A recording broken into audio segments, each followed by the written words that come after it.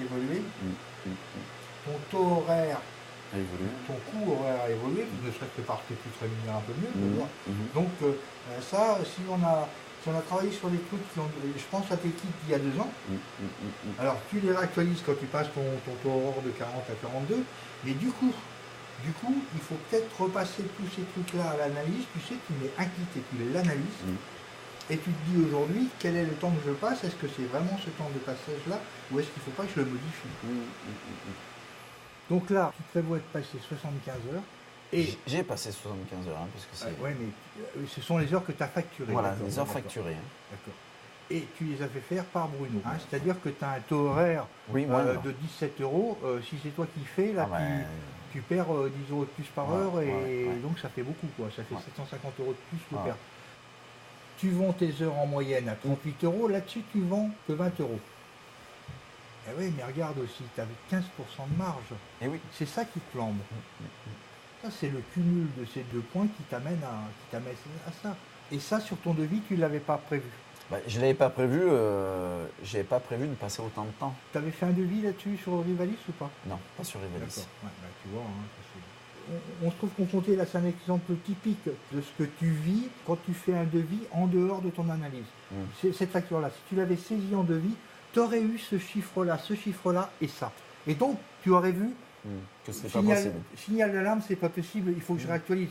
Alors, 2 chiffres, hein, 15% de marge pour un électricien, c'est pas bon, et tu vends ton heure, une fois que tu as fait toutes tes actualisations, tu vends ton heure à 20 euros, et les résultats, bah, sur un dossier de 3500 euros, tu en perds 38%. Voilà. Tu vas trop vite, et puis sur ce coup-là, tu perds du fric. Voilà.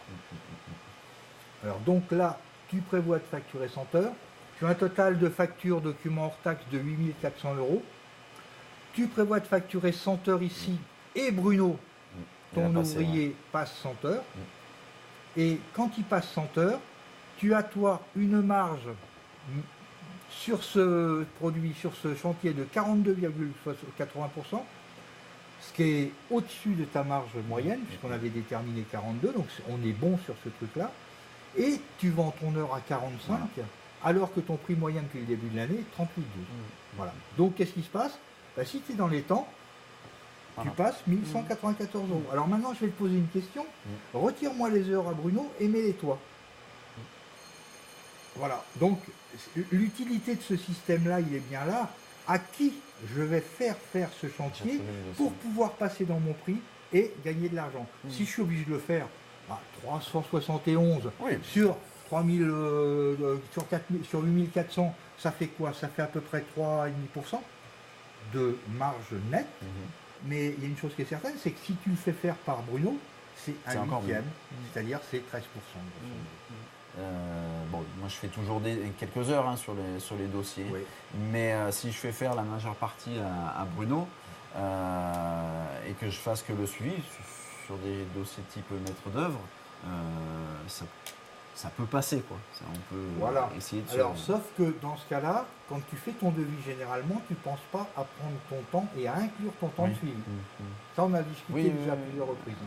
Et ça, je pense qu'il faudra que tu progresses, parce que le coût que tu fais porter au maître d'œuvre, qui est un coût inférieur à ton prix de vente aujourd'hui en particulier, et en plus, bah oui, tu le fais faire par Bruno qui coûte moins cher, mais les 5 heures ou les 8 heures que tu passes sur un dossier de 100 heures, parce que ton devis, tu ne fais pas ça en 1 heure, on est d'accord. Donc, dans ce cas-là, bah, quelque part, si tu ne le fais pas supporter, ça passe en charge directe, c'est-à-dire que ça t'alourdit tes frais généraux, et c'est pas rémunéré à la hauteur que qu'il faudrait. Alors, tu ne vendras jamais 100% des heures, hein, on est d'accord. Est-ce que par rapport à il y a 3 ans, quand on ne se connaissait pas, est-ce que tu passes beaucoup plus de temps à construire tes devis et à travailler sur ce genre de préparation que maintenant? Non, ce qui a été long, c'était la mise en place de la tarification.